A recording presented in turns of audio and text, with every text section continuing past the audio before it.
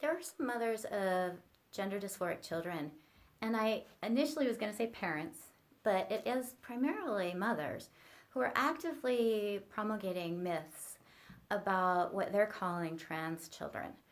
First of all, I want to note that these are children who have gender dysphoria, which is a mental health issue. And what these mothers, they're becoming very defensive because people like me are coming out and saying that the way that they are encouraging their children to transition isn't healthy. And the most common thing I hear is that if they didn't, that they're actually very good mothers. They're actually phenomenally good and brave mothers for validating their children's gender dysphoria and allowing them to transition. And they say that they love their children so much that they're being open to their trans children because otherwise their trans children would kill themselves.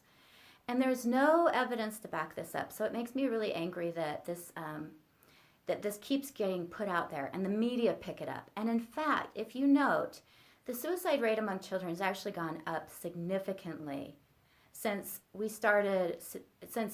transgender activists suggested that we encourage children to transition. So there's absolutely no evidence to back up the claim that children with gender dysphoria will kill themselves if they're not allowed to transition. The other thing that I keep hearing over and over and over again is that nobody medically transitions their children until puberty.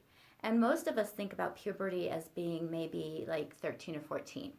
And in fact, puberty usually starts around 8. They have different stages of puberty, and children at 8 are usually put on puberty blockers. That's the age. They also say puberty blockers are harmless. They just block puberty, when in fact that's not true. Puberty blockers prevent a child from developing normally. So these are actually really harmful things. And these mothers are saying that they're being accused of child abuse. And though that's not how I would address what they're doing, I would say that encouraging a child to turn their healthy body into a dysfunctional body is abusive. And it's not just the mother's fault because they're being encouraged to do this, and there are doctors who are also doing this. So there's a number of people who are culpable. As far as starting blockers, generally blockers are started at the first signs of puberty. And people think of that as being in adolescence, but those who are going through estrogenizing puberty, it often can start like as early as like 8. Vanessa Lee Nick is one of these mothers who is very outspoken about supporting her daughter in becoming a boy.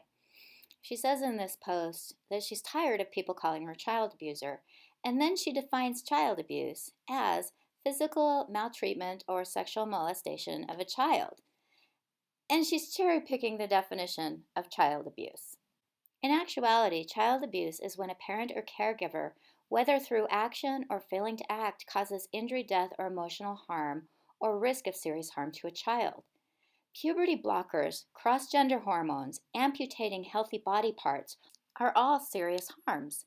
In addition, these children are being denied appropriate mental health services and being encouraged to embrace the dysphoria, which makes them feel like they're born in the wrong body, essentially encouraging them to hate themselves for how they were born.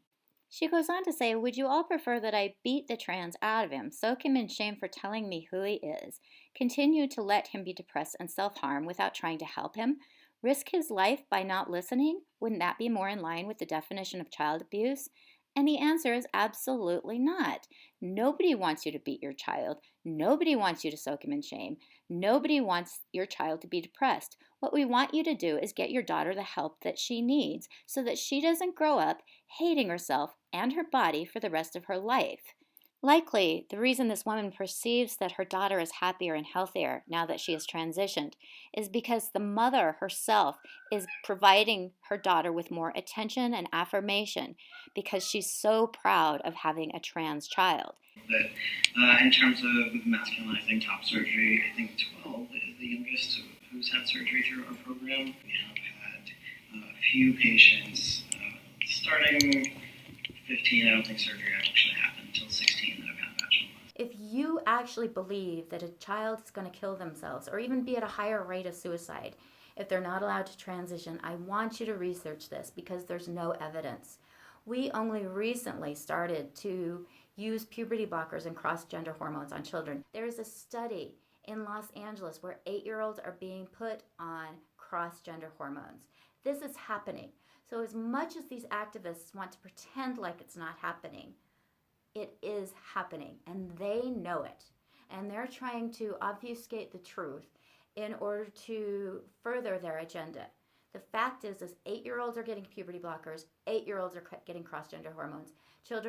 Girls as young as 13 are getting their breasts surgically amputated. 13 years old. 16-year-olds are being castrated. This is happening. And if you have any doubt, I'll provide you some links, because I'm tired of transgender activists lying in order to justify what is child abuse. And here's the other thing about chest surgery. If you want breasts at a later point in your life, you can go and get them.